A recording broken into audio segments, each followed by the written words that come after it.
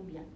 Es por esto que la Cumbre Nacional de Mujeres y Paz, en el marco de su campaña A Defender la Paz, tiene el gusto de presentar el último encuentro de este ciclo de diálogos Mujeres en Defensa de la Paz, que busca informar sobre la participación, los logros y los retos de las mujeres en el Acuerdo Final de Paz y las negociaciones con el ELN. La temática central de este cuarto diálogo es la situación de seguridad de líderes y lideresas sociales en Colombia. Y es así como damos inicio a nuestro primer panel, Contexto de Violencia en el Posacuerdo, que será moderado por Juanita Pérez Rojas, comunicadora social y periodista de la Universidad Jorge Tadeo Lozano. Actualmente es Community Manager y comunicadora editorial de Pacifista, medio de comunicación enfocado en contenido sobre la terminación del conflicto armado en Colombia y la defensa de los derechos humanos. Bienvenida, Juanita. Gracias. No sé si me escuchan. Hola, ¿me escuchan? Listo. Bueno, hola a todos y todas, muchas gracias por asistir. Yo hago parte de Pacifista. Pacifista es un medio de comunicación enfocado en la paz y en los derechos humanos en Colombia. Nuestro público objetivo en este momento son jóvenes como yo y como ustedes, que están esperando hacer un cambio en el país y, a diferencia de lo que muchas otras personas piensan, realmente sí nos preocupamos por el futuro del país y de lo que está sucediendo, y a partir de ahí queremos generar cuestiones diferentes, hacernos preguntas, pero también buscar soluciones. Entonces los invito a todos a conocernos a nosotros también, pacifista.tv, ahí nos encuentran. Nuestras principales causas son los líderes sociales. Llevamos un conteo de líderes y lideresas sociales asesinados después del acuerdo de paz. El proyecto Coca, que se enfoca en la sustitución de cultivos y en los territorios en los que se cultivan la coca. Y Divergentes, que es un llamado más a la movilización social, a mapear la movilización social en Colombia y a saber qué es lo que está sucediendo con estas movilizaciones sociales. Muchas gracias a la cumbre por invitarnos. Gracias a ti por aceptar esta invitación. Bueno, antes de llamar a los panelistas, vamos a invitar a la profesora Angélica Bernal Olarte, directora del Departamento de Ciencias Políticas y Relaciones Internacionales de la Universidad, que nos da la bienvenida a este evento.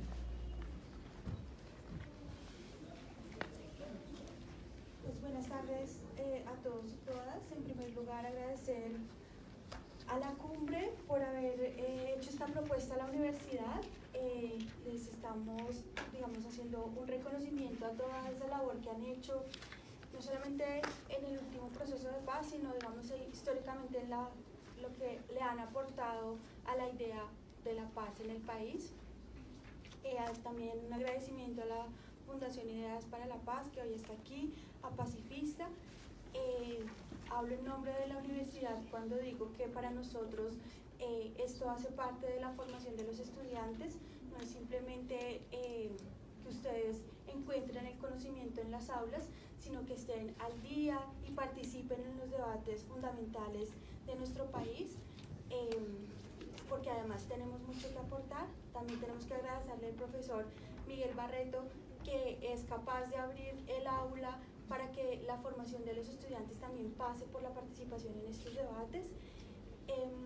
Quisiera señalar únicamente que esta, como un proceso pedagógico para los estudiantes, también tiene un hondo sentido político, y es un sentido de responsabilidad, de que sepamos de manera colectiva que dimos un paso muy grande como país cuando se firmaron esos acuerdos de paz, que empezamos a tener la esperanza de poder vivir un futuro sin guerra, y que realmente está en manos de la ciudadanía no dejar que eso se quede en el pasado o que sea la ilusión de un día. Ya nos pasó, ustedes, la mayoría eran bastante jóvenes cuando se dio la Constitución del 91, que para muchos también significaba un gran acuerdo de paz, un gran acuerdo de esperanza, donde pensábamos que muchas cosas iban a cambiar, pero realmente como que quizá no hubo una gran movilización ciudadana que defendiera esa Constitución del 91 como una apuesta de paz. Hoy estamos en otro escenario, en donde hay unos acuerdos de paz, en donde hay un actor menos en la lucha política armada. y yo creo que es una responsabilidad grande de Colombia como sociedad y como país no dejar morir esos acuerdos, ¿sí? Que no dependan de un gobierno, que no dependan de una voluntad política que cambia de un gobierno a otro. Si están los ciudadanos, si están las ciudadanas, no vamos a dejar que ese acuerdo perezca o se quede simplemente en el pasado. Y yo creo que son estos escenarios en donde se debate, en donde se dan ideas, donde se hacen preguntas y se cuestiona, en donde vamos a empezar a cambiar esa situación. No estamos en un momento histórico para ser indiferentes. Simplemente no podemos pensar que la guerra está en el campo, que la guerra está en otro escenario. La guerra está en nuestras vidas, y si no hacemos nada para detenerla, no solamente va a volver, sino que se va a incrementar. Entonces creo que el panorama que nos traen los invitados y las invitadas del día de hoy nos va a dejar pensando, y ojalá nos va a dejar con la idea también de que tenemos que hacer algo en colectivo, y que estudiamos, que queremos conocer la realidad del país, pero sobre todo necesitamos sus ideas para transformar este país que es tan difícil para todos, pero solamente con las acciones de todo el mundo es que podemos empezar a cambiar. Entonces, les reitero, sé que aquí está el curso de conflictos y construcción de paz. Gracias de todas maneras por haber venido, porque creo que es parte de su formación, como les dije hace un rato, pero también tenemos público, otros estudiantes de ciencia política, de relaciones, de otros programas. Gracias por venir, y ojalá aprovechen mucho estas invitadas que tenemos el día de hoy, porque son de verdad expertas en lo que hacen y han trabajado muchísimo por todo este tema del acuerdo de paz. Entonces, muchas gracias a todos, y por favor aprovechen el escenario. Gracias. Gracias, profesora. Juanita, entonces explícanos un poco cómo se va a desarrollar este panel. Bueno, para ¿me escuchan bien ahí?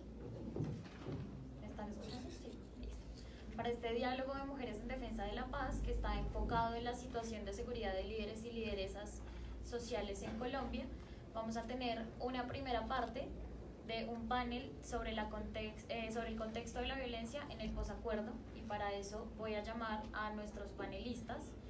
Voy a empezar con Diana Salcedo. Si puedes pasar, por favor. Diana María Salcedo López es politóloga de la Universidad Nacional de Colombia, es máster en Estudios de Mujeres, Género y Ciudadanía de la Universidad de Barcelona y máster en Derechos Humanos, Estado de Derecho y Democratización de la Universidad Alcalá de Henares de Madrid. Por 12 años se ha desempeñado como consultora de organizaciones no gubernamentales, agencias de cooperación internacional y de Naciones Unidas en Colombia, así como en entidades del Estado en procesos relacionados con la garantía de los derechos de las mujeres, la inclusión de la perspectiva de género e interseccional en políticas públicas y el seguimiento a procesos territoriales de construcción de paz y empoderamiento de mujeres víctimas del conflicto armado en Colombia. Actualmente se desempeña como subdirectora de la Liga Internacional de Mujeres por la Paz y la Libertad, LINPAL, una de las 8 organizaciones que hacen parte de la Cumbre Nacional de Mujeres de Paz. Gracias. Miguel Barreto Enríquez, él es profesional en Relaciones Internacionales y doctor en Política Internacional y Resolución de Conflictos de la Universidad de Coimbra, en Portugal, donde ha presentado la tesis Laboratorios de Paz en Territorios de Violencias, abriendo caminos para la paz positiva en Colombia, premiada por la Casa de la América Latina como mejor tesis en Ciencias Sociales y Humanas en 2013. Actualmente es el director del Observatorio de Construcción de Paz y profesor titular del Departamento de Ciencia Política y Relaciones Internacionales de la Universidad de Bogotá, Jorge Tadeo Lozano. Y llamo a Irina Cuesta Astros. Ella es socióloga, magíster en Sociología de la Universidad del Valle y actualmente es investigadora del área de dinámicas del conflicto y negociaciones de paz de la Fundación Ideas para la Paz FI, donde trabaja temas relacionados con dinámicas territoriales del conflicto armado, conflictividades sociales y género, y en la FIP también ha participado en investigaciones sobre la vinculación de las mujeres a la economía de la coca en el Putumayo, políticas públicas de retorno de mujeres desplazadas y garantías de seguridad desde una mirada local.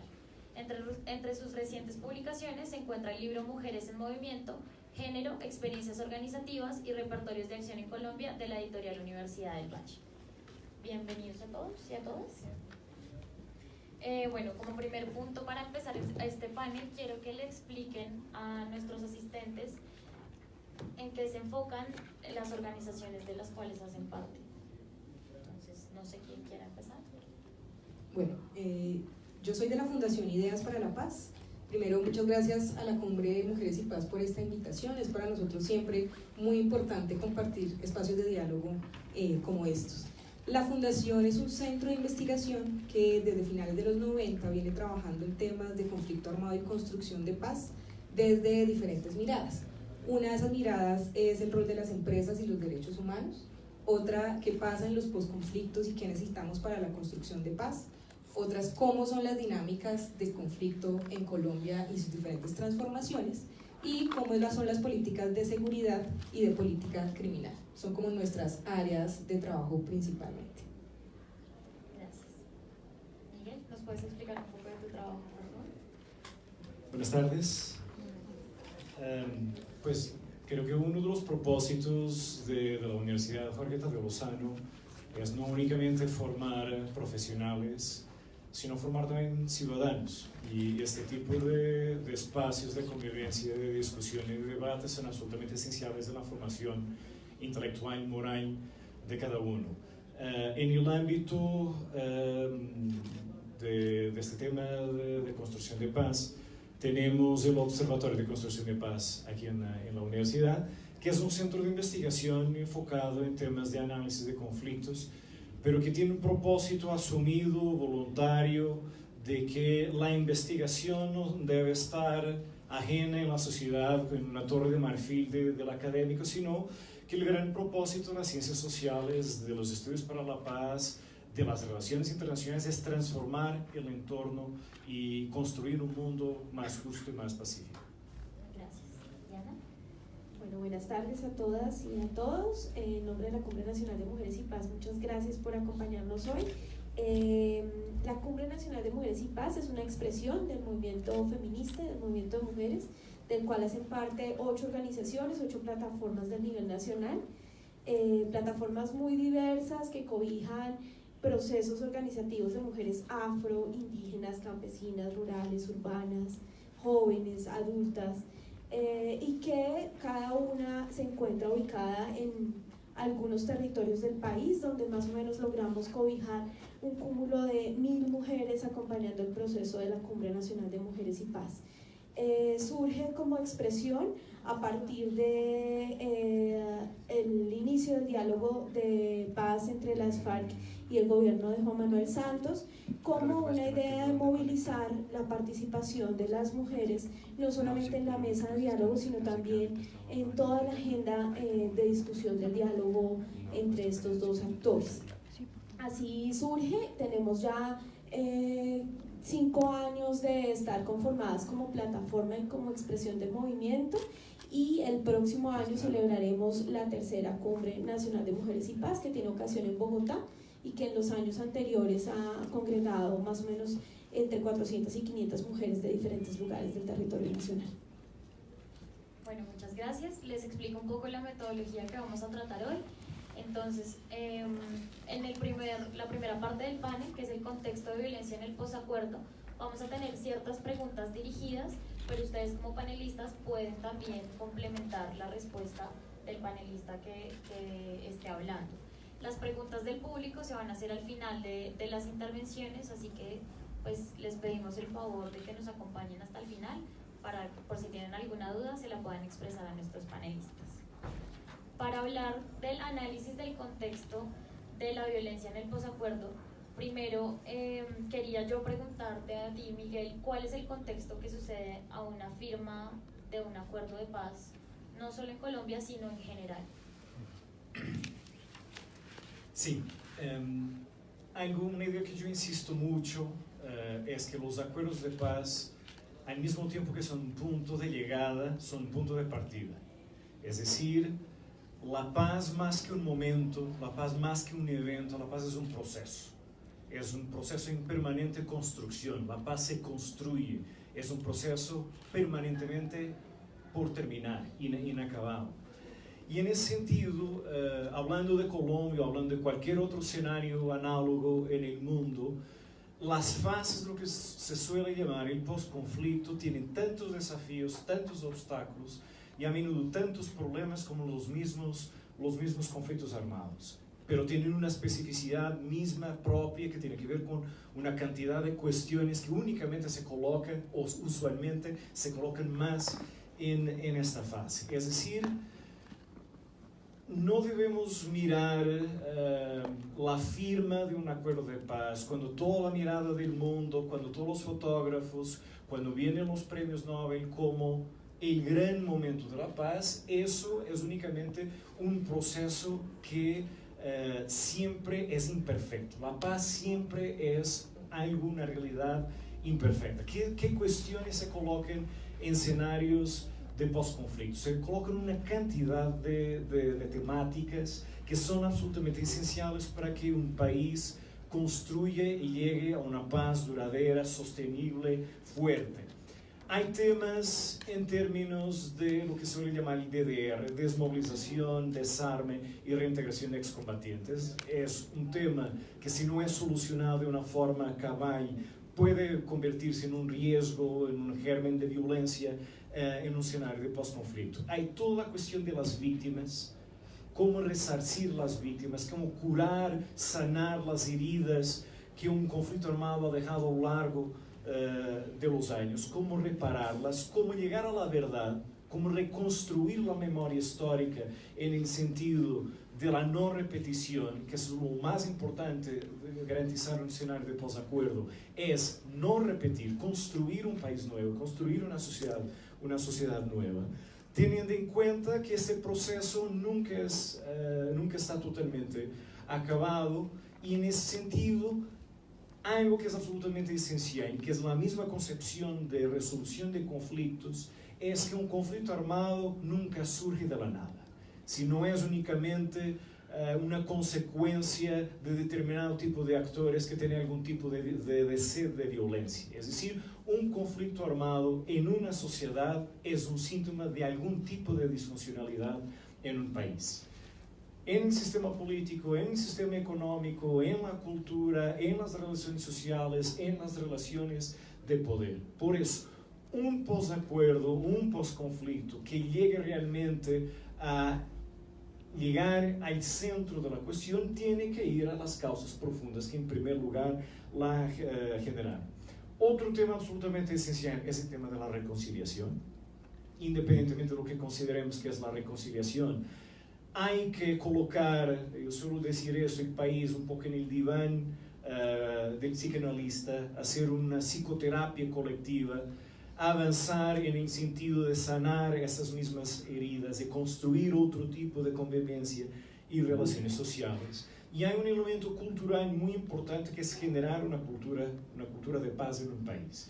Y eso pasa por varios niveles de la cultura. Pasa por ejemplo, cambiar la cultura estratégica de las Fuerzas Armadas. Pasa por crear y fortalecer la cultura democrática. Lo que hemos visto, por ejemplo, en la última semana con todo el tema de la protesta social en términos de la universidad pública, hay que promover y dinamizar una protesta social que es legítima y sea pacífica, y hay que las organizaciones del mismo Estado y las instituciones acepten la protesta social como algo dinámico de la misma sociedad.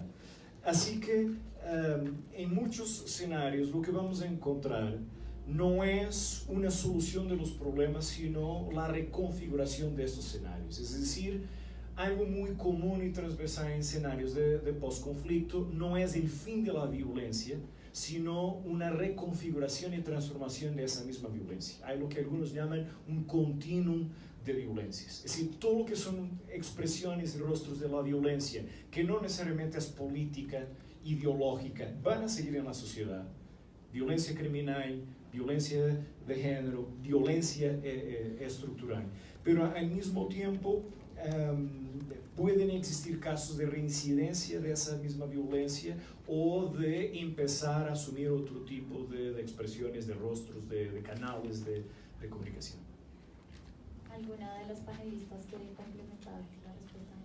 Sí, yo quisiera mencionar que en efecto para las mujeres, y cuando hablo de las mujeres un poco hablo de las diferentes expresiones del movimiento de mujeres que hemos estado aportándole a la construcción de paz en Colombia y en otros lugares del mundo, pues la paz evidentemente no es un asunto lineal, es decir, no empezamos en un punto X y terminamos en un punto Y, sino que por el contrario es un camino lleno de entrecruces, donde hay otros asuntos que se van sumando a esas violencias estructurales que los países en conflicto tienen. Entonces ha sido muy interesante para el caso colombiano, yo creo, poder también verse reflejado en otro tipo de conflictos que por supuesto que son súper distintos al conflicto colombiano, pero sí han dejado unas marcas y unos caminos trazados de identificación de cómo por dónde vamos hacia la garantía de derechos de quienes han sido víctimas de esos conflictos armados. Y también una experiencia internacional que ha sido muy importante, yo creo, es justamente cómo el acompañamiento internacional, cómo las comunidades internacionales, tanto países como agencias del sistema de Naciones Unidas, organizaciones internacionales y demás, acompañan y arropan, digamos, el proceso mismo de los diálogos, y cómo la sociedad se moviliza también a exteriorizar lo que pasa en los contextos nacionales y regionales. Algo pequeño, pero muy a propósito de lo que mencionan, y es que ya aterrizando muy poquito a Colombia, hay que también como volver a los orígenes y entender también qué papel tuvo la evaluación de las experiencias internacionales a la hora de empezar nuestras propias negociaciones, y cómo también partíamos del hecho de no nos estamos inventando la rueda, sino cómo esas experiencias internacionales en el caso colombiano han sido útiles en cómo entender que esa paz no es lineal y va a tener problemas. Y creo que fue un punto de partida, y que a veces volver al origen de cómo empezamos esos procesos también nos lleva a estas reflexiones que son importantes en el tema internacional. Ya que tocaron el tema internacional, aprovecho. Nosotros en el Observatorio de Construcción de Paz hace un par de años terminamos un proyecto de investigación cuyo resultado fue este libro que les invito a conocer, que se llamaba Experiencias Internacionales de Paz, Lecciones Aprendidas para Colombia. Efectivamente, cada conflicto armado tiene su propia especificidad. No hay soluciones que se puedan trasladar de un país al otro. Y cuando se hace, es un mal ejemplo, en general no funciona muy bien. Pero pudimos hacer una sistematización de varios acuerdos de paz en el mundo y cómo Colombia podría aprender con algunas enseñanzas, con algunos errores. Y algo que podemos, por ejemplo, referir en términos de cómo la violencia en general no desaparece en escenarios después de la firma del acuerdo de paz, sino que se transfigura. Tengo aquí algunos de los casos de estudios que hemos manejado. Países como Sudán, reincidencia de la misma violencia. En El Salvador hubo una transfiguración completamente de la misma violencia. Lo que era una guerra de guerrilla con escuadrones de la muerte se convirtió en una especie de una guerra de todas las esquinas. Si la tasa de homicidios en El Salvador y de cierta forma en toda Centroamérica aumentó en un escenario de posacuerdo frente a lo que era el conflicto armado en el país. Me parece una gran enseñanza para Colombia ese caso centroamericano. Tenemos países donde todo el elemento criminal también se fortaleció en una etapa de posacuerdo. Sudáfrica es un ejemplo de eso. Ciudades como Johannesburgo o Pretoria tienen de las peores cifras de violencia callejera en el mundo. Y tenemos situaciones como, por ejemplo, Guatemala, en donde realmente el acuerdo no se implementó, las causas profundas no fueron subsanadas, lo que lleva a que muchos de los poderes instituidos y los actores que habían participado en la guerra, sobre todo lo que es el fenómeno paramilitar en Guatemala, siguen siendo fuente, origen de violencia en el país. Otro de los casos que también pudimos manejar y estudiar fueron los procesos pasados de Colombia, y uno de los ejemplos cabales de lo que Colombia puede estar enfrentando en este escenario tiene que ver con todo el proceso con las AUC. Es decir, el problema, el acuerdo de Santa Fe de Realito no solucionó el problema del paramilitarismo en Colombia, sino que llevó a una reconfiguración de todo el fenómeno paramilitar y otro tipo de expresiones distintas del paramilitarismo de las AUC, pero aún así con capacidad de poner en entredicho derechos humanos, orden público, etcétera, etcétera. Así que la invitación a que conozcan el libro. Gracias. Bueno, ya que estás hablando de paramilitarismo, tenemos entendido que la Cumbre Nacional de Mujeres y Paz en este momento está llevando a cabo un documento de análisis sobre el paramilitarismo en Colombia.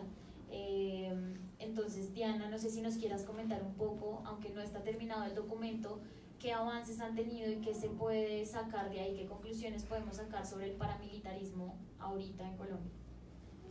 Sí, este es un esfuerzo conjunto de investigación con algunas personas investigadoras expertas en la materia, y un poco la postura que estamos viendo, los rasgos que se están viendo, es que si bien el conflicto armado, la permanencia del conflicto armado en los territorios sigue teniendo unos patrones similares a los patrones utilizados por los grupos denominados de las autodefensas y del paramilitarismo, lo que se encuentra no es una misma estructura armada similar a los paramilitares, a esta figura que conocíamos, donde había un jefe, donde había unos grupos específicos que respondían a una dinámica específica, sino que ahora lo que se da es como una mixtura de actores con unas prácticas que, si bien son similares a las prácticas que se utilizaron por los paramilitares, pues no responden específicamente a la misma, digamos, a la misma línea, y que están mucho más asociados en este momento a economías ilegales, a situaciones de control territorial en lugares específicos del país, que nuevamente van por otro camino distinto a las vías que tenían los paramilitares, lo cual no significa que no existan todavía reductos paramilitares o que no estemos encontrando en los testimonios de las mujeres, que es por la razón por la que surge este documento, es porque seguíamos encontrando que estaban pasando cosas que se asociaban a los paramilitares, ¿no? Entonces, bueno, ¿qué es un poco esto? Porque la dinámica que ya nos contarán luego de la FIF, pues la dinámica en el territorio de la conformación de los grupos armados nos dejaba ya como muchas incertidumbres, y es un poco revisar la mirada desde las mujeres de cómo estamos entendiendo y viendo este fenómeno paramilitar en los diferentes territorios del país. Así que esperamos que el documento esté como muy pronto y pueda ser un insumo más, un instrumento más para la discusión a nivel nacional sobre el paramilitarismo. Gracias. Bueno, yo creo que muchas personas que de pronto ven muy desde afuera lo que está pasando en el posacuerdo en Colombia, creen que las cosas no están funcionando muy bien, o que de pronto, como dicen algunos, la paz de Santos no funcionó, ese tipo de cosas. Es porque no conocen que, lo que ya decía Miguel, las violencias un poco vuelven a conformarse o se redistribuyen de maneras diferentes.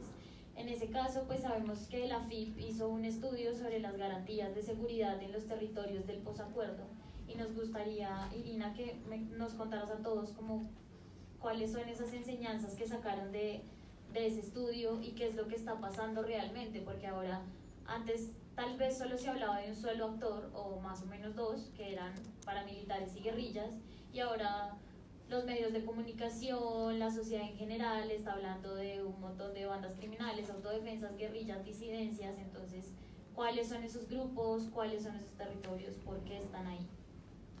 De acuerdo. Muy en el mismo tono de lo que nos contaba Diana, para la FIP siempre ha sido importante entender las dinámicas del conflicto desde las particularidades del territorio, pero también desde la premisa de las reconfiguraciones constantes que tienen no solo las estructuras armadas que hacen presencia en los territorios, sino los territorios mismos a partir de esas reconfiguraciones que se van dando. Ya desde los anteriores procesos de paz en el país y lo que conocimos como justicia y paz y la desmovilización paramilitar, los grupos armados en Colombia tuvieron una reconfiguración. Si efectivamente teníamos a las FARC, tenemos a una al ELN, pero en ese momento conocimos los grupos armados post-desmovilización paramilitar, que fueron estos reductos que quedaron del paramilitarismo y que tuvieron otra serie de nombres. Entonces allí empezamos a conocer a las Águilas Negras, que duraron un tiempo, luego ya no, todavía no sabemos, rastrojos, urabeños, todos con unas historias muy particulares alrededor de sus orígenes, pero también de la relación con las desmovilizaciones anteriores, que allí creo que el contexto actual también de qué pasa en los territorios debemos entenderlo con qué ha pasado a partir de esas reconfiguraciones anteriores. Y esto tiene historias desde desmovilización del EPL, bueno, si nos queremos ir para atrás las encontramos seguramente las relaciones. Lo que nosotros recientemente hemos analizado es un poco qué ha pasado a partir de la implementación del acuerdo de paz con esas dinámicas de reconfiguraciones que sabíamos que eventualmente podrían suceder. Allí realizamos un análisis sobre las garantías de seguridad en los territorios, algo que quedó consignado en el punto 3 del acuerdo, y que partía también de la premisa de, ojo, porque podemos hacer todo esto que dicen los puntos del acuerdo, pero con unas garantías de seguridad no solo para las comunidades, sino también para los excombatientes y las familias de los excombatientes. En este análisis hicimos unos enfoques territoriales en las regiones del Catatumbo, Arauca, Cauca, y se me pasó el otro, pero son 4, lo pueden encontrar en la página de la Fundación. Encontramos 6 elementos que nos parecen importantes de mencionar, no solo relacionados con los reacomodos de los actores armados, porque también hay algo que entender, y es que la violencia no surge solamente porque los actores armados se reacomoden. Son muchos los contextos que inciden en que en estos territorios tengamos actualmente una continuidad de violencias. Unos datos rápidos que seguramente ustedes han visto en medios de comunicación sobre qué está pasando en el país. Tenemos un tema con los homicidios, un aumento del 28% de los homicidios en los territorios donde se está implementando el acuerdo de paz. Esto no para decir que es que el acuerdo de paz per se nos trajo más violencia a los territorios, sino que son territorios que ya tenían unas dinámicas de violencias y de grupos armados que se han reconfigurado de modo tal que tenemos ahorita más violencia. Hay unos temas de desplazamiento forzado en el Chocó, todos conocemos la situación actual del Catatumbo, donde la configuración más evidente es esta disputa que se arma entre el ELN y el EPL tras la salida de las FARC, disputa que está concentrada en economías ilegales, por supuesto. Pero además de eso, tenemos otras cuestiones en los territorios que es las que queremos resaltar. Uno de los 6 factores que encontramos que están incidiendo en esas dinámicas de seguridad son la renovación de procesos de disputa. A la salida de un actor armado, los otros quedaron pendientes de, bueno, ¿qué armamos aquí y qué hacemos? No en todos los territorios se ha dado de la misma manera, pero han sido en unos muy evidentes. Un segundo factor, las reivindicaciones sociales y demandas locales que han surgido con el acuerdo de paz. Acordémonos que el acuerdo generó expectativas y en esa medida las agendas políticas en los territorios también empezaban a movilizarse, y esto va a tener que ver también con la visibilidad que han tenido los líderes sociales. Hay una vulnerabilidad justamente de esos liderazgos, la cual vamos a hablar ahorita de manera amplia, unas fallas y unos rezagos en la implementación del acuerdo de paz. A la salida de un grupo armado, el Estado no ocupó el espacio en términos de seguridad que debía ocupar, y eso, digamos, nos tiene en la situación actual. El proceso de reincorporación con sus diferentes limitaciones también en temas de seguridad, pero también un tema de capacidades locales para implementar el acuerdo de paz. Y es que si no tenemos localidad para implementar y para generar condiciones de seguridad, esto, digamos, aumenta factores para que entendamos lo que está pasando actualmente en los territorios. Ese es como uno de los panoramas que armamos en ese informe, en estas regiones en particular que estamos concentrados. Nuestra conclusión un poco, ¿cuál es? Nos pueden decir, entonces el acuerdo de paz no nos sirvió de nada, y entonces pues tenían razón los del no en decir que no al acuerdo de paz. Pues por supuesto que no tenían razón. El conflicto en Colombia se desescaló de una manera muy importante, pero las reconfiguraciones nos están mostrando que además del acuerdo de paz, son muchos los retos que tenemos en construcción de Estado y en construcción de paz en estas regiones en particular. ¿Alguno de ustedes quiere complementar la respuesta de mí? Bueno, antes de pasar como al segundo tema de nuestro panel, quisiera saber de pronto cuáles son esos retos en construcción de paz que ustedes desde su área de trabajo han identificado.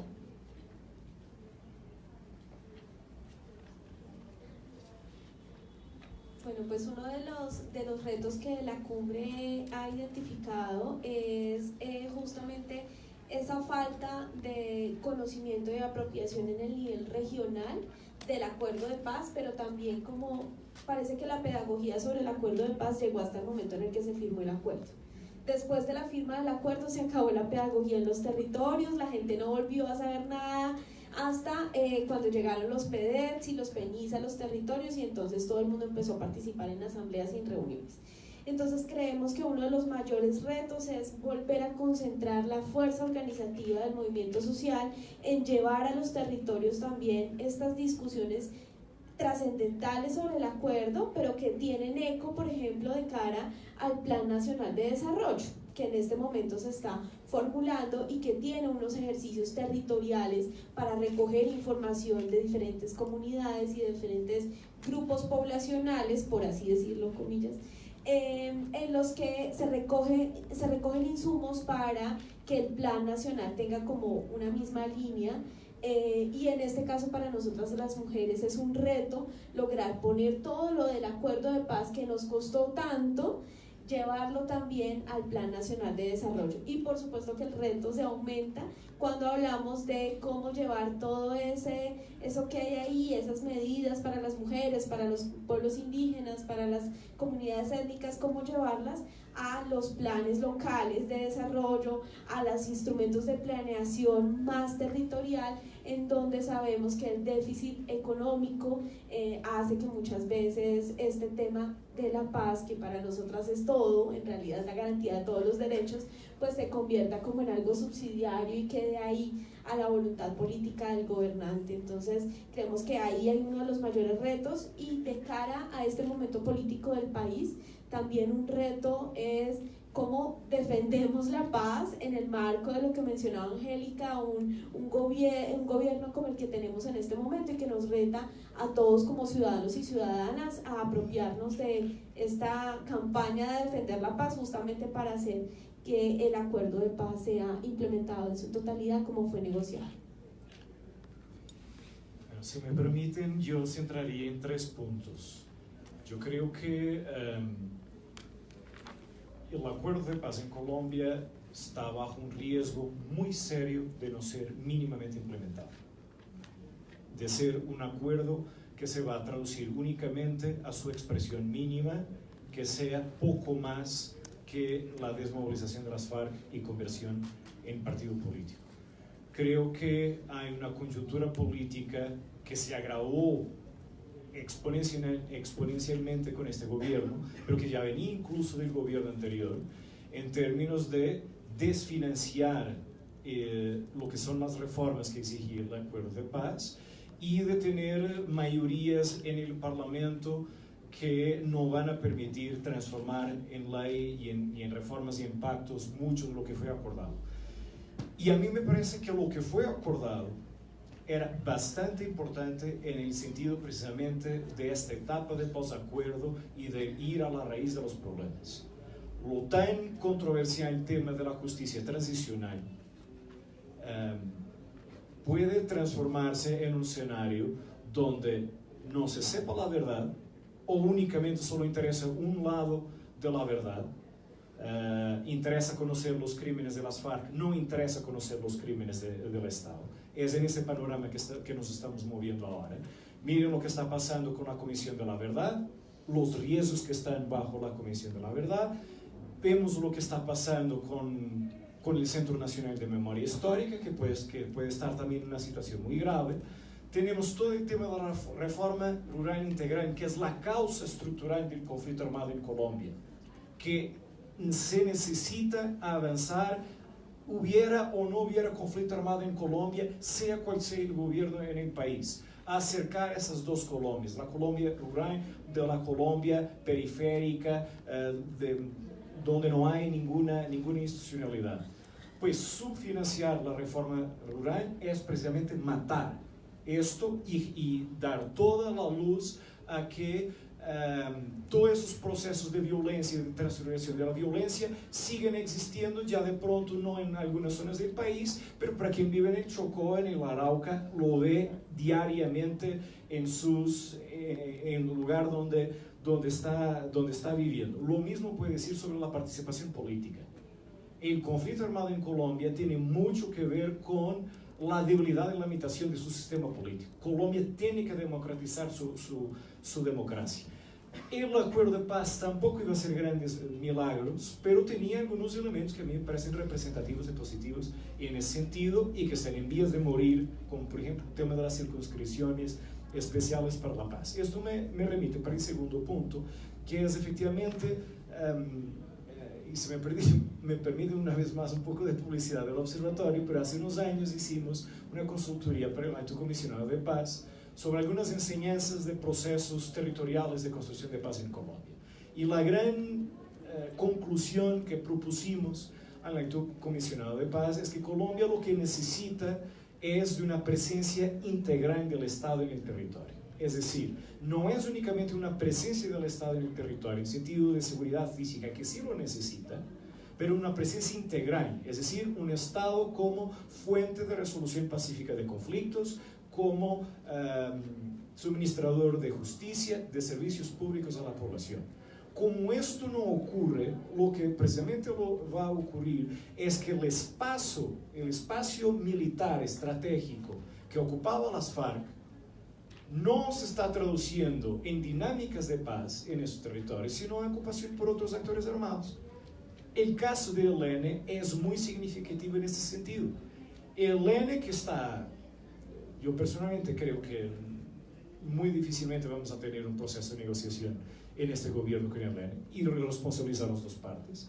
Pero bueno, esa es otra cuestión. Pero el ELN aprovechó la retirada de las FARC para fortalecerse. El EPL, miren que se desmovilizó hace una barbaridad de tiempo, otra vez también se está recuperando. Y todo el fenómeno paramilitar y grupos narcotraficantes, incluso algunos viniendo de otros países. Último punto. Colombia es un país absolutamente polarizado. Hay gente que se deja de hablar cuando se habla de política y se habla de paz y que son amigos. Y el resultado del referendo ve que hay un país fracturado a la mitad, precisamente.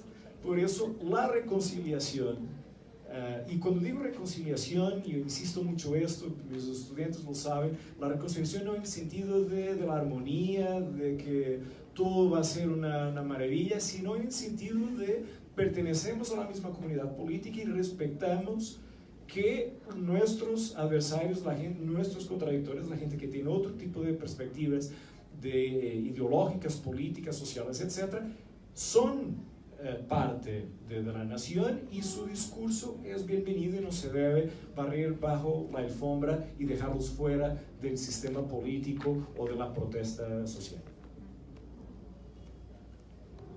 Yo resaltaría uno primero con lo que tú estás diciendo, que es un poco el reto inmediato, y es en el tema de la estabilización de los territorios. Pero esta estabilización no implica solamente la llegada de las fuerzas militares como a cooptar y a recuperar los territorios, sino también la llegada integral del Estado. Lo que hemos visto nosotros desde nuestro trabajo de campo es que la salida de las FARC no se llenó, no se copó ese territorio, pero donde se copó militarmente. Y un ejemplo reciente muy bueno es el Tarra en el Catatumbo, donde hubo una masacre a plena luz del día, al mediodía, y es uno de los municipios más militarizados del país. Y muy cercanos estaban, no sé si policías militares, no recuerdo, pero entonces eso qué pregunta te deja en términos de cómo estamos entendiendo la estabilización de los territorios y cómo a veces también la estrategia militar entendida solo como la respuesta del Estado militarmente te puede generar más ciclos de violencia y más reconfiguraciones sobre el tema. Entonces hay un reto inmediato en términos de estabilización de los territorios, también en lógica de cómo enfrentamos estos grupos, principalmente las nuevas dinámicas ELN, las dinámicas del Clan del Golfo en diferentes partes del país, pero también de las disidencias de las FARC, que finalmente es un tema que nos está también desbordando en términos militares. Pero con la militarización no vamos a resolver todo, y de allí vienen los retos que son más estructurales. Las capacidades locales para atender a estos fenómenos que se están dando en el territorio. La disputa eterna entre el centro y la periferia, donde nosotros hemos generado una serie de alertas también sobre la situación de las fronteras en el país. Un poco como la periferia dentro de la periferia, donde las economías ilegales también se reconfiguraron con la reconfiguración de esos actores. Ahí hay unos temas de trata de personas, de explotación sexual, y si miramos las diferentes fronteras de Colombia, son muchos los retos que hay en términos de construcción de Estado. Y otro reto transversal, la implementación del acuerdo. Digamos, en la FIT estamos convencidos que con todos los obstáculos que hay, los rezagos que hemos tenido para la implementación, es necesario seguir adelante con lo que en ese acuerdo nos planteamos, justamente por haber sido construido atendiendo a lo estructural y a lo inmediato. y en ese sentido la necesidad de defender que se implemente lo que acordamos es prioritaria, pero también de que vayamos teniendo perspectivas de cómo lo estamos implementando y qué capacidades tenemos para implementar eso que pactamos. Bueno, gracias. La falta de la llegada integral del Estado a los territorios un poco ha hecho sí que lleguen diferentes grupos armados a estos territorios, pero también que se eleve como la labor que tienen los defensores y defensoras de derechos humanos en Colombia. Entonces, para entrar a hablar del siguiente tema de nuestro panel, que es la situación general de líderes y lideresas, quisiera, Irina, que nos contaras un poco cuáles son las dimensiones de esta problemática. Diferentes medios de comunicación hemos hablado a lo largo de este año y desde el inicio de la implementación de los acuerdos de paz de un sinnúmero de líderes y lideresas sociales asesinados. Pacifista habla de 138, Somos Defensores habla de 300 algo, Defensoría del Pueblo igual, y más allá de la cifra, como cuáles son las dimensiones que tú nos puedes dar, que no solo se quedan en un número, sino que también se quedan en otros factores. Si quieres lo dejas donde está el mapa y por ahí empezamos, ahí lo bajas. Bueno, como un punto de partida de la discusión sobre en este contexto los líderes sociales, ¿qué? ¿Y qué está pasando y cómo entendemos eso que está pasando? Es necesario partir de la idea de más allá de las cifras. No porque contar no sea importante. Hay unas frases que dicen lo que no se cuenta no existe, y es necesario contar y es necesario tener unas dimensiones cuantitativas de los fenómenos. Estamos de acuerdo y creo que valoramos el ejercicio que diferentes organizaciones a nivel nacional están haciendo por cómo contamos este fenómeno, pero no nos podemos quedar solamente en la discusión de cuántos son. Entonces, si hay 3 más, si hay 4 menos, lo importante es que hay líderes sociales que están siendo agredidos en los territorios, pero sobre todo el costo social que implica que los líderes sociales estén siendo agredidos. Digo agredidos y no solo asesinados, porque el homicidio, como ya les voy a resaltar ahorita, no es la única agresión que se vive en los territorios para los líderes sociales. Nosotros recientemente sacamos una infografía como qué dimensiones tener en cuenta para abordar este fenómeno. Si bien presentamos cifras, queremos que cada uno de los puntos que presentamos vayan más allá de las cifras, y es qué dimensiones tenemos en cuenta para hacer estos análisis. Una primera idea que tenemos es que las agresiones a líderes no comenzaron con la implementación del acuerdo de paz. Y eso en Colombia es muy importante entenderlo, porque esto no significa que es ahora cuando los líderes sociales han estado en riesgo. Históricamente, los líderes sociales en Colombia han tenido unas vulnerabilidades muy importantes, que incluso se cruzan con líderes de qué procesos son, si son mujeres, si son de sustitución de cultivos, si son de tierras, si son de juntas de acción comunal. Ya el hecho de ser un líder social y estar en esa arena política de lo local ha planteado históricamente unos riesgos asociados a esa labor. ¿Qué es lo que pasa ahora entonces para que estemos hablando más de esas agresiones a los líderes? Nosotros planteamos 4 respuestas a ese por qué, que no son únicas y sabemos que son discutibles. Una primera es que creemos que a partir de los espacios de participación del acuerdo de paz hubo mayor visibilidad de los liderazgos. Esto no porque sea malo generar espacios de participación, sino porque estás generando espacios de participación donde no hay garantías de seguridad para participar. Es lo que hablábamos en un momento. Una segunda hipótesis nuestra es que han surgido nuevos líderes y nuevas agendas políticas. De alguna manera, esa reconfiguración de la que hablamos en los posconflictos no es solo armada, no es solo de las violencias, sino también de las agendas sociales y políticas que se mueven en los territorios. Han salido nuevos liderazgos, se han hecho más visibles y hay nuevas agendas que no siempre complacen a todos los actores de los territorios. Hay tensiones intracomunitarias también alrededor de la representatividad de las comunidades. Hay tensiones entre las mismas comunidades alrededor de los liderazgos. Esto no por decir que es entre ellas que se están agrediendo, pero que sí generan una especie de tensión también por los réditos políticos que puede generar la implementación del acuerdo de paz. Una cuarta hipótesis son los reacomodos de grupos armados ilegales. Y un ejemplo muy simple que siempre damos y es las juntas de acción comunal suelen ser el Estado en lo local y suelen generar procesos para acomodar la carretera o lo que a veces se conoce como peajes de cuerda, y es que si tú vas por la carretera te alzan una cuerda y 2.000 para arreglar la carretera. Esa labor muy de Estado local no cae muy bien a veces entre los grupos armados, además porque hay dinero de por medio, hay un control de las vías entre las comunidades, y esos reacomodos entre los grupos pues están generando que esos liderazgos no caigan muy bien ni sean muy bien vistos. Una segunda idea nuestra es que las agresiones se están concentrando en unas determinadas regiones, y de allí cuando estamos hablando de los enfoques territoriales, además de que suena muy bonito decir enfoque territorial, es tener en cuenta en dónde están sucediendo y qué está sucediendo en donde están asesinando y agrediendo a los líderes sociales. En un mapeo muy básico que nosotros organizamos, nos damos cuenta que parte de esas agresiones se están dando donde hay reconfiguración de esas violencias y de esos actores armados. Caso Catatumbo, caso Bajo Cauca, donde hay una dinámica muy fuerte, y por supuesto Nariño y Cauca también están siendo bastante notorios en este tema. El homicidio a líderes es la problemática más visible, pero existen otros tipos de agresiones que los afectan. Está el tema de las amenazas, que también han sido históricas, pero que son muy difíciles también de medir. ¿Qué entendemos como una amenaza? ¿Qué tenemos como un tema de intimidación, por ejemplo?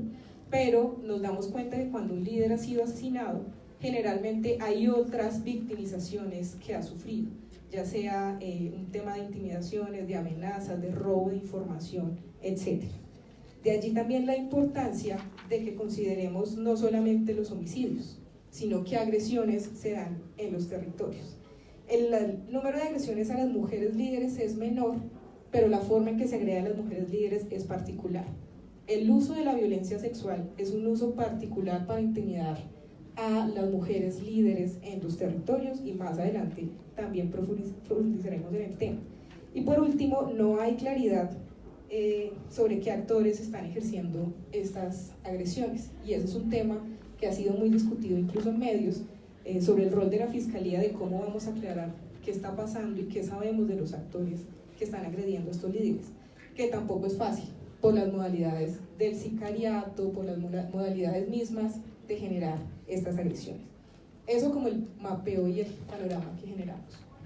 Bueno, muchas gracias. Estamos un poco cortos de tiempo, entonces les voy a pedir, no sé si tengan alguna respuesta chiquita sobre la intervención de Irina, que serían para ustedes unos segundos, y vamos entonces con preguntas del público. ¿Listo? Sí, solo mientras se van animando a preguntar y a abrir este diálogo, pues también es muy importante mencionar por qué los ataques, por qué hay ataques a defensores y defensoras de derechos humanos en diferentes lugares, pero bueno, en particular en Colombia.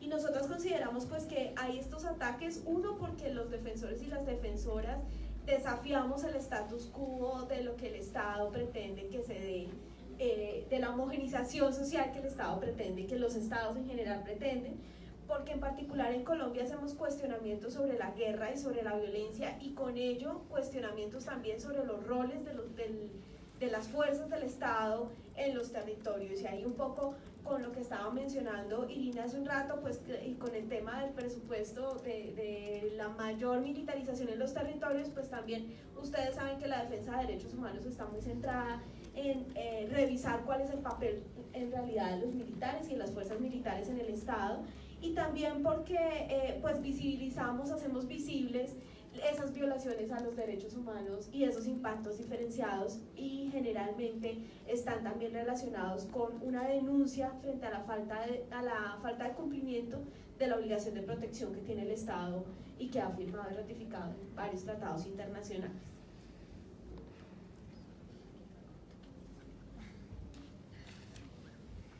Quisiera solo agregar un par de cosas. El acuerdo de paz tenía una agenda política, y una agenda política progresista, que es una agenda que genera muchos miedos en muchos sectores de los territorios nacionales. Es decir, la paz genera miedo en muchos sectores. Cuando hablamos de asesinato de líderes y lideresas sociales, muchos tienen que ver con todo el tema de la restitución de tierras. Es decir, el conflicto armado en Colombia que tuvo siempre la tierra como uno de los factores estructurales, Y en estos 40 años lo que ocurrió en Colombia fue verdaderamente una contrarreforma agraria, una concentración de la tierra a partir precisamente usando la violencia armada, sobre todo el paramilitarismo, como una avanzada de algunos intereses de terratenientes, de multinacionales incluso. Entonces, cuando se empieza a hablar en restitución de tierras a víctimas, ese discurso es inmediatamente colocarse en el ojo del huracán, y es uno de los temas. Otro factor absolutamente primordial es el tema de los cultivos ilícitos. El acuerdo de paz proponía otro tipo de enfoque hacia el tema de los cultivos ilícitos y del narcotráfico.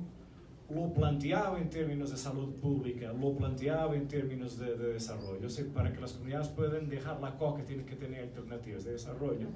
Y lo que ocurre en muchos de estos territorios es que las comunidades que quieren cambiar sus productos tienen una cantidad de presión por parte de grupos armados conectados con toda la economía de la coca, que no quieren que haya este tipo de sustitución.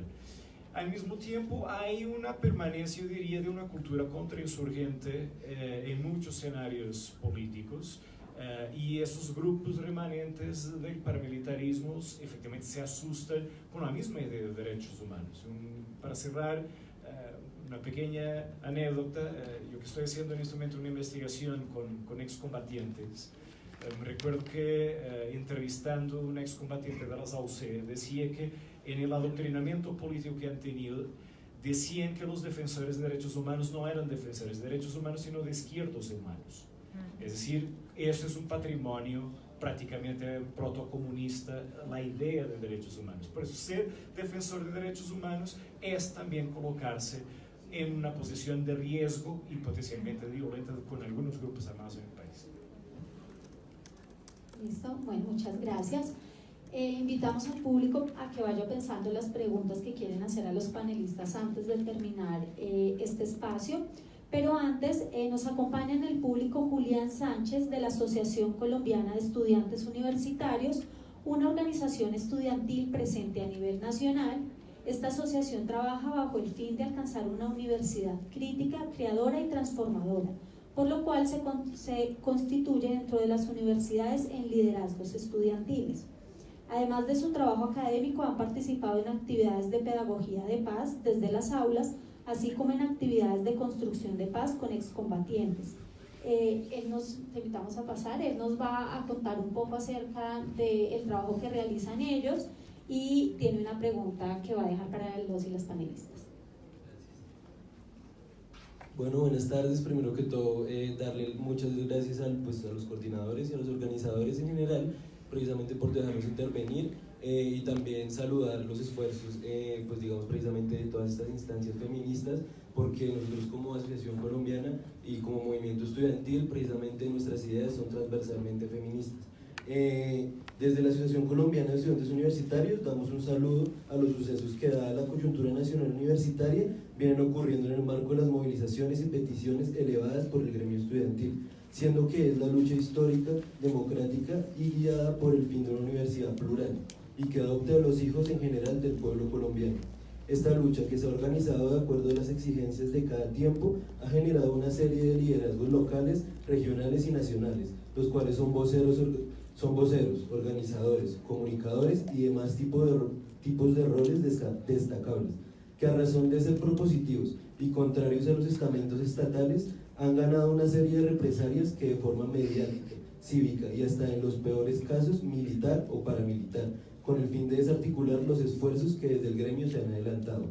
Momentos históricos como el 29, el 64, el 71, el 92 y recientemente el 2011, donde los estudiantes se movilizaron ante los constantes intentos del gobierno por afectar la universidad y su estructura autónoma en favor del sistema neoliberal que propende la privatización de la educación, que incluso hoy retrata y se visibiliza con más fuerza. Ante ello, la lucha estudiantil persiste y no desiste. Los estudiantes seguimos en pie de lucha, abanderados por la defensa de la educación, cumpliendo con nuestra responsabilidad social de aportar a la formación de un país al tamaño de nuestros sueños. La violencia, las amenazas y el terror de parte de diferentes estructuras no han logrado opacar las voces de quienes clamamos justicia. ¿Cómo olvidar lo que hoy conmemoramos como el Día del Estudiante Caído, el asesinato de compañeros como Gonzalo Bravo Pérez, Uriel Gutiérrez, Jorge Enrique Useche, este último compañero tadeísta, y otros tantos que han caído en el camino, pero recordemos que los que mueren por la vida no merecen llamarse muertos. Aún así, y como se ha venido diciendo, el movimiento estudiantil no ha dejado de insistir en sus reivindicaciones. En ejemplo de esto está la Mesa Amplia Nacional de Estudiantes, la MANE, en una experiencia de sincera convergencia entre estudiantes que tuvo que realizar una lucha amplia en medio de una eminente militarización de la protesta, la cual, como se ha referenciado, es un instrumento de atomización del movimiento estudiantil. Además de esto, tener que enfrentarse a grupos locales de paramilitares que ingresan a los campus a sembrar terror, llegando incluso a la desaparición física de muchos estudiantes por su lucha. Actualmente, el movimiento estudiantil, conformado por la Unión Nacional de Estudiantes de Educación Superior y las diversas organizaciones, han demostrado que el establecimiento y las diversas estructuras al margen de la ley responden de formas que históricamente han empleado, militarizando la protesta y generando zozobra entre los estudiantes organizados que actúan dentro del Estado Social de Derecho, ejerciendo su ciudadanía mediante la justa protesta social, único medio de disuasión con los gobiernos nacionales. Por esto, queremos incluir en la agenda pública y precisamente de este evento los hechos que actualmente se están dando, como las retenciones ilegales en la Universidad de Pamplona, el ingreso de la fuerza pública en las universidades de Pamplona y Antioquia, y la constante securitización en cuanto a universidad se pueda contar, asimilando al estudiante con un enemigo interno, un discurso devastador para nuestro continente y que motivó nuestro conflicto armado por más de 50 años. Entonces, precisamente lo que queríamos como ASEU y asociación era preguntarles a los panelistas cómo ven el panorama precisamente estudiantil, dado que pues, las situaciones de violencia no necesariamente son centrales en la violencia, digamos, de la desaparición física, pero sí precisamente son un blanco central de la violencia que ahorita, como dijo el profe Barreto y como han dicho los panelistas, está pues, digamos, enfrentada y está en un momento de reconfiguración. Muchas gracias, Julián, por tu intervención. No sé cuál de los panelistas quisiera responder.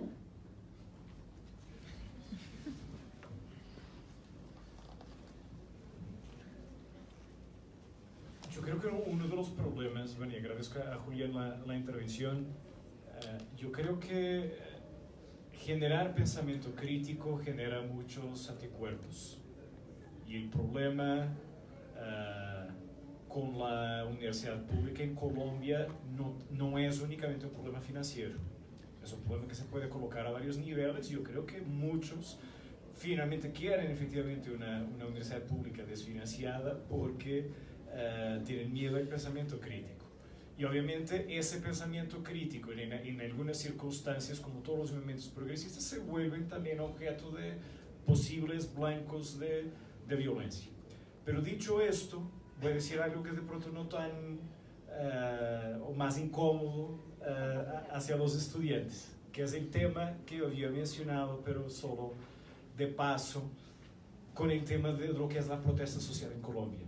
Yo creo que Colombia, y esto es una de las consecuencias de décadas de conflicto armado, tiene una situación de falta de cultura democrática que permea tanto la protesta social como la institucionalidad pública. Es decir, yo veo esto desde la ventana de mi casa, porque tengo una universidad pública absoluta, a metros, hablo directamente de la Universidad Distrital. Hay gente dentro del movimiento estudiantil, absolutamente admito que sean minoritarios, pero que tienen una concepción de la protesta como pelear con la policía. Echar bombas, echar piedras, pelear con la policía. Esto es herencia de una cultura confrontacional que tiene mucho que ver con las barricadas del mismo conflicto armado. ¿Sí? Colombia tiene que generar dentro de la protesta social una cultura pacífica. Esto es de un lado, y esta es la parte que yo digo que es un poco incómodo. Pero exactamente del lado contrario, es absolutamente gravísimo cómo se maneja la protesta social. Ese mismo escenario que digo que yo veo casi todos los meses desde la ventana, es que la protesta social es regulada a base de gas lacrimógeno. Es decir, los estudiantes, la protesta de los estudiantes, los movimientos sociales a menudo son tildados y siguen siendo hasta el día de hoy. Otra vez siguen, por el actual ministro de Defensa, vuelve con ese discurso, como infiltrados de grupos armados. Si la protesta social se descredibiliza, a partir de momentos son infiltrados de la guerrilla, son terroristas, son financiados por grupos armados criminales. Es decir, de los dos lados falta una cultura en la cual efectivamente la política sea manejada de una forma distinta, de una forma no violenta. Es decir, hay que quitar el elemento violento de la protesta social y hay que quitar el elemento violento por parte de la forma como la misma institucionalidad pública, como el Estado, como la policía manejan el tema de la protesta social, y no hablando de necesidades de regular la protesta social, como citando el actual ministro de Defensa, o como no únicamente politizando este gobierno, porque ya venía también del anterior, por ejemplo, como el anterior ministro de Defensa descredibilizaba o despreciaba la importancia del tema de los asesinatos de líderes sociales, diciendo que era un problema de líos de faldas, que no había sistematicidad, que no había ningún grupo que estuviera realmente incidiendo sobre líderes sociales. Yo solo agregaría que al contexto colombiano nos falta mucho poder hacer un análisis mucho más complejo de la situación de defensa de derechos humanos.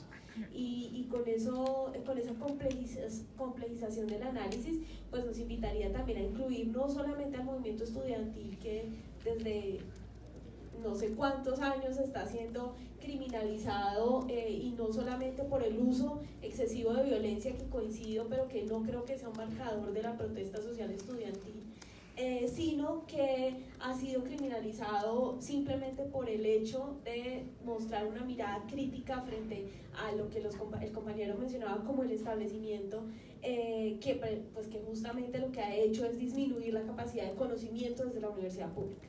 Entonces creo que ahí sí nos falta como complejizar mucho más el análisis para entender que las agresiones a defensores y defensoras de derechos humanos en el ámbito estudiantil, por ejemplo, están relacionadas no solamente con la desaparición de personas, con la tortura a personas, con las detenciones ilegales, sino también con otro tipo de amenazas, seguimientos, interceptaciones, rastreos, seguimientos a sus familias, que hacen que el nivel de la protesta social estudiantil, digamos, adquiera una connotación distinta, y que incluso hasta en la misma casa le digan, pues usted qué es lo que va a la universidad, si es que va allá a pelear. Entonces, desde la misma concepción de lo que significa la defensa de derechos humanos, creo que ahí hay como todavía unos retos para seguir avanzando en ese análisis. Bueno, ahora sí vamos a dar paso a unas cuantas preguntas. Por favor, levanten la mano. Creo que ya tenemos. Hola, me llamo Verónica, soy de México. Lo que dice Daniel, ¿verdad?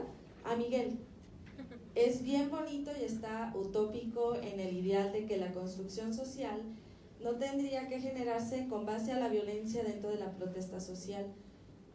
Yo creo, por la experiencia que hemos tenido en mi país, ahí que difiero bastante. Te voy a poner casos que seguramente ustedes conocen. Cherán, Michoacán. Cherán es una comunidad de Michoacán, y cuando piensan en México todo el mundo dice Ciudad de México y Guadalajara. No, estudien Michoacán, porque de Michoacán vienen todos los movimientos sociales importantes que ha habido en el país. Cherán es una comunidad purépecha que se levantó en armas con las mujeres. ¿Por qué? Porque los talamontes estaban acabando todos los recursos naturales, y estos talamontes estaban protegidos por el narco. Las autodefensas, el doctor Mireles, que ustedes lo conocen, Manuel Mireles, y si no también échenle una googleada. Autodefensa michoacano de Tierra Caliente, que se levantó en armas, sacaron a la gente, a todo el narco, a todos los cárteles de la zona, para luchar por sus tierras y por su gente. Y otro caso, pues que ese sí lo deben de conocer, ¿no? Ayotzinapa, que no está en Michoacán, está en Guerrero, que es el estado o el distrito que colinda con Michoacán. Entonces, ¿cómo hablar de construcción de paz si el mismo Estado está coludido con el tema del narco, con el tema del crimen organizado, y tenemos nosotros un grave problema que se llama Estados Unidos, que está al norte. Tenemos otro grave problema, que tenemos el puerto de Lázaro Cárdenas en nuestro estado, donde entra todo lo que viene y sale para Asia y para toda la parte del Pacífico. Entonces, ¿cómo poder hablar de una construcción de paz si todos los estudiantes y todos los periodistas y toda la ciudad se integra en esta construcción de idea de paz, mientras el Estado está coludido con toda esta red enorme de tráfico, de drogas, de trata de personas?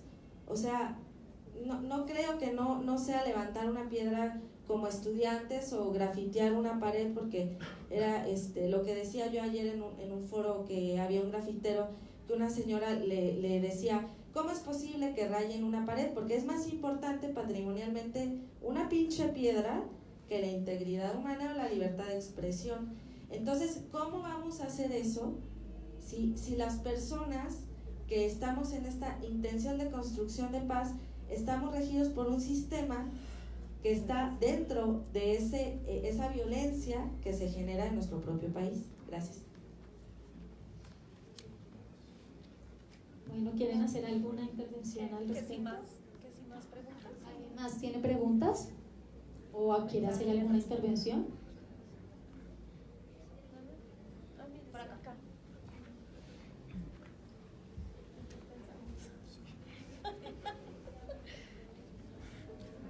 Una voz alta no creo que necesitaría micrófono.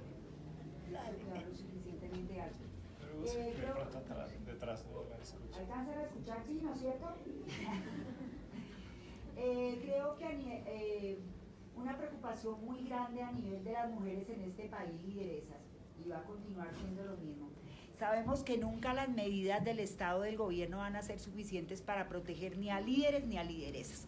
Eso es claro porque conocemos nuestro Estado, ¿sí? ¿Qué medidas? Porque se ha recurrido a cuántas entidades, las lideresas, nos movilizamos diariamente en pro de defender los derechos de muchas que hemos sido desplazadas de territorios, y seguimos liderando proyectos y tenemos que vivir escondiéndonos, ¿sí me entiendes? ¿Qué medidas realmente que no provengan del Estado vamos a tener nosotros como resolución y restitución a esos desplazamientos forzosos?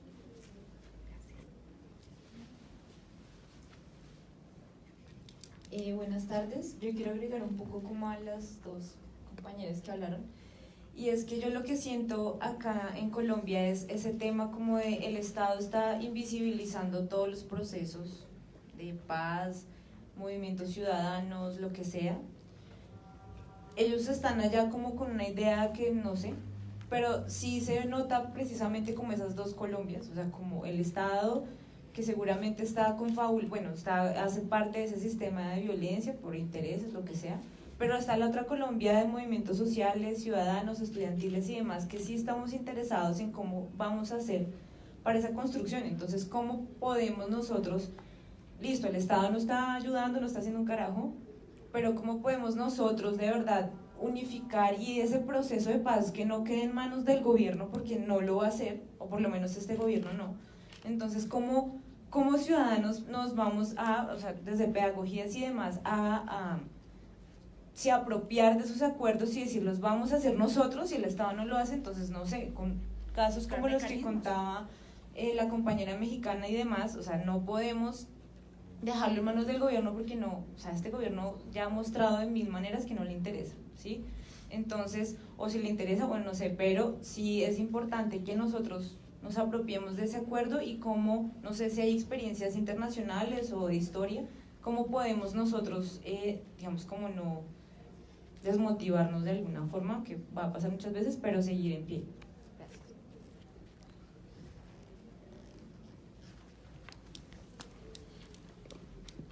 Bueno, a partir de lo que han dicho las personas que han participado en este foro, me surge una inquietud.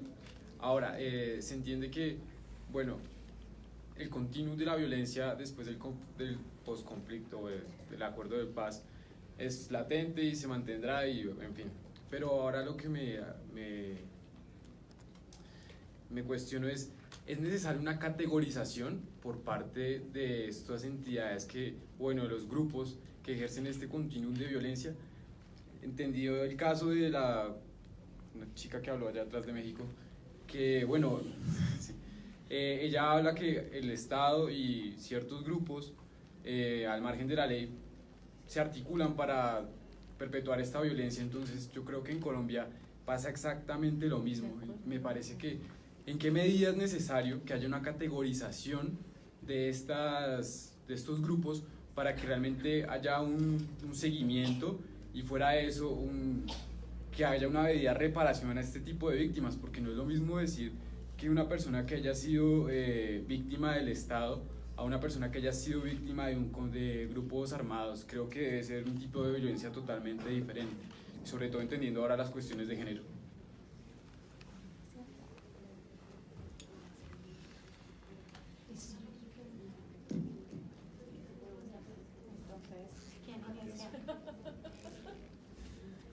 Bueno, sinceramente tengo que decir que es bastante complejo hablar o hacer algún tipo de análisis frente a lo que nos mencionaba la compañera de México, porque evidentemente esto tiene una tensión, que es una tensión estructural frente al tema de, bueno, ¿cómo hacemos para construir paz en contextos de violencia, en contextos de guerra, donde todo el tiempo, de guerra, ni siquiera es de violencia, es en contextos de guerra, donde todo el tiempo hay un uso excesivo de la fuerza por parte del Estado, en diferentes lugares?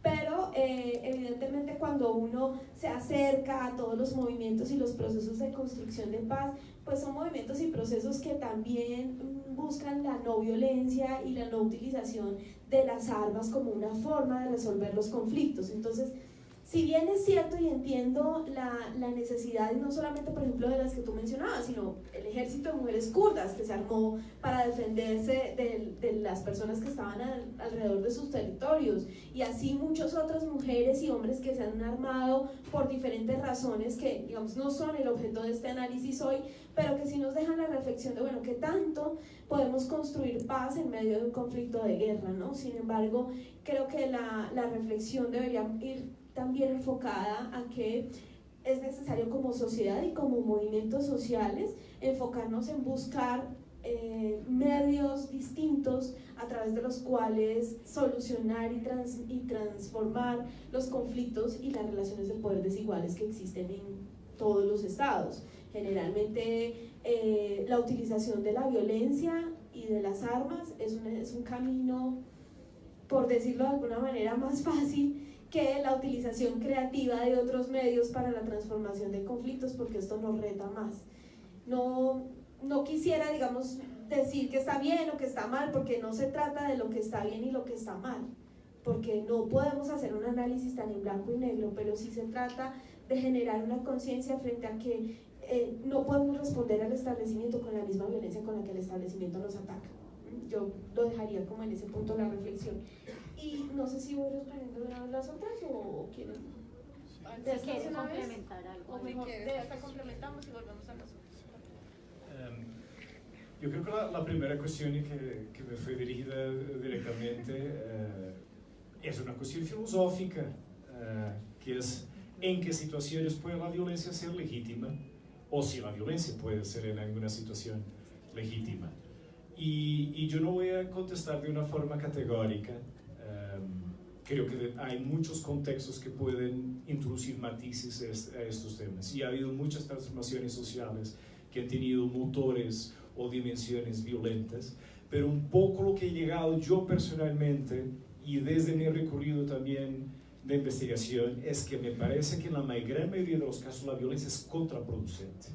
Es decir, la violencia genera más violencia en un escenario y genera precisamente cuando hay un actor como un Estado incluso en conluyo con actores narcotraficantes y es en sí mismo violento, puede ser su respuesta aún más violenta y llegamos a una espiral que uno no sabe dónde puede terminar. Yo creo que hay múltiples formas de resistencia civil, múltiples formas de movilización social, y que algunas son tan o más exitosas que formas violentas de protesta o de movilización social. Yo estudié algunas en Colombia con los programas de desarrollo de paz. En otros escenarios del mundo hemos encontrado múltiples formas desde la cultura, desde la unión desde la misma comunidad, en que logran y muchas veces son profundamente exitosas y sin tener que echar piedras.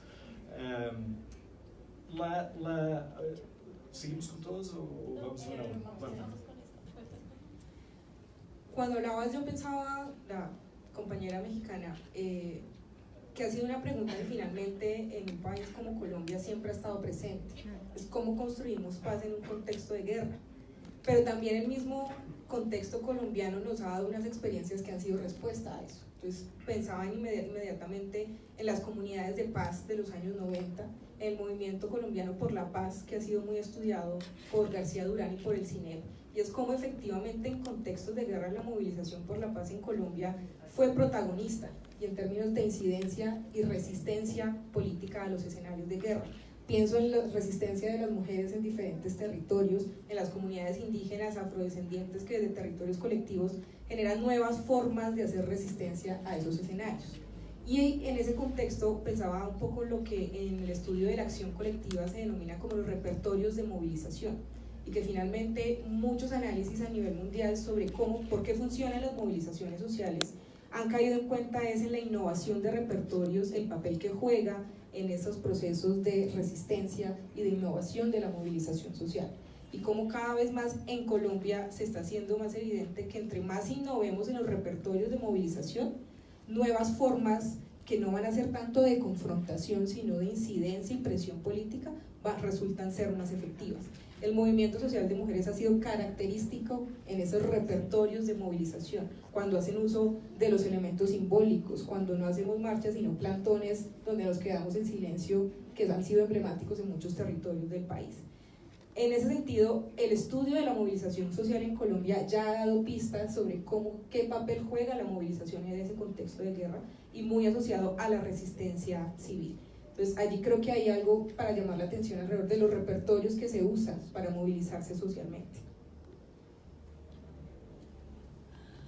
Frente a la siguiente cuestión, que es un poco como cuáles son qué hacemos las mujeres en medio de estas respuestas no acertadas del Estado para un poco salvaguardar la vida y la dignidad de las defensoras y de las lideresas. Eso va a ser objeto de una parte que vamos a introducir ahorita después del break, pero solo mencionar que las mujeres hemos sido innovadoras y creativas en las estrategias de afrontamiento que utilizamos para responder frente a esas amenazas y esos riesgos que se dan en el ejercicio de la defensa de los derechos humanos.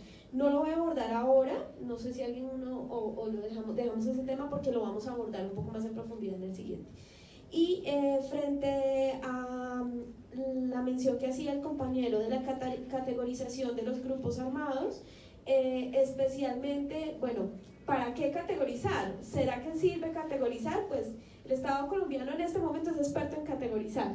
Si ustedes le preguntan al Ministerio de Defensa y al Ministerio del Interior, tienen una categorización de no sé cuántos grupos, no sé si alguien tenga el número, pero un montón de grupos armados que se distribuyen entre los grupos armados organizados, grupos armados ilegales al margen de la ley, los GMA, los GAM, en fin, 58.000 siglas que intentan buscar como esa categorización, esa clasificación de las acciones armadas, y que asimismo generan, se supone, una respuesta del Estado. Entonces el Estado responde distinto cuando es un grupo armado organizado, cuando es un reducto de un grupo paramilitar, responde distinto cuando es un actor armado tipo FARC, tipo ELN, que se les considera como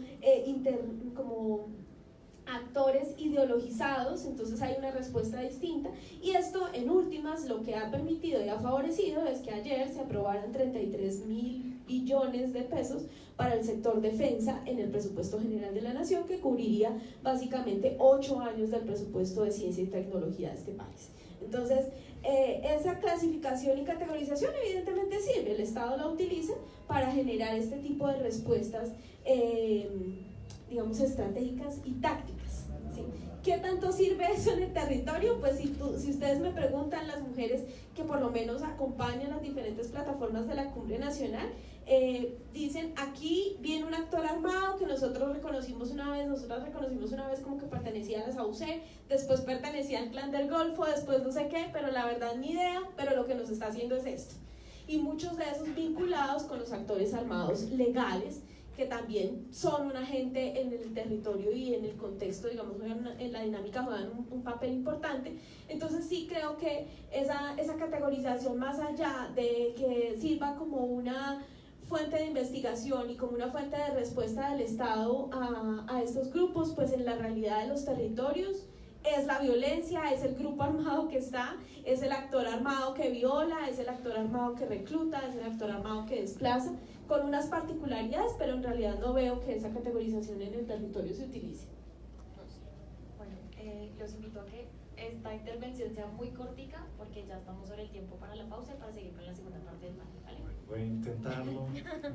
La segunda y tercera pregunta, que tenía mucho que ver qué hacer en un escenario negro, oscuro. Tengo alguna dificultad en contestar, pero diría que hay que no dejar morir los temas. Es decir, hay que mantenerlos en la agenda política, en la agenda mediática, hay que persistir. Como se dice en mi país, la lucha continúa. El tema de las categorías, pues Colombia ha tenido categorías que han sido utilizadas como eufemismos para, de cierta forma, no demostrar realmente los problemas como realmente lo son. Expresiones como falsos positivos, expresiones como BACRIM, ahora convertidas en GAO, sí. Pero yo creo que efectivamente las categorizaciones simplifican lo que es más complejo. Y hablo, por ejemplo, del problema de la frontera entre víctima y victimario. De qué forma también podemos plantear los excombatientes de grupos armados ilegales o de las mismas Fuerzas Armadas regulares también como víctimas, cuando han sido, por ejemplo, reclutados de forma forzada, cuando algunos son víctimas de violencia estructural, han sufrido muchos tipos de sufrimiento y de violencias de distintos tipos, así que es muy... Y jurídicamente lo que ocurre es que una situación, por ejemplo, la misma categoría de víctima se utiliza para unos casos, pero no hay otros, y con todas las consecuencias jurídicas y de reparación y verdad que cada uno tiene asociado. Algo muy chiquito. Esa categorización efectivamente existe desde la lógica militar para cómo responder a esa estabilización militar de los territorios, pero yo sí creo que como investigadores o quienes queremos entender qué pasa en territorio, más que la categorización y el nombre que podamos dar, es la comprensión de cómo funcionan estos grupos, y por algo muy importante que tú decías, y es los tipos de violencias que se ejercen.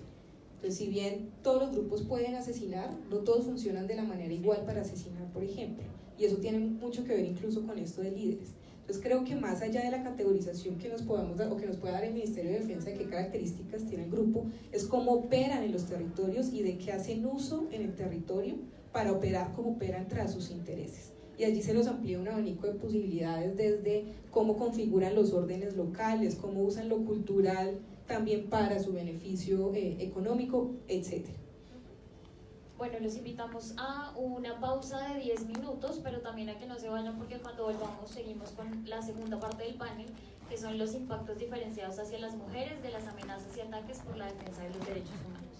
Así que los invitamos a salir, pero también los esperamos a que vuelvan para seguir charlando sobre este tema.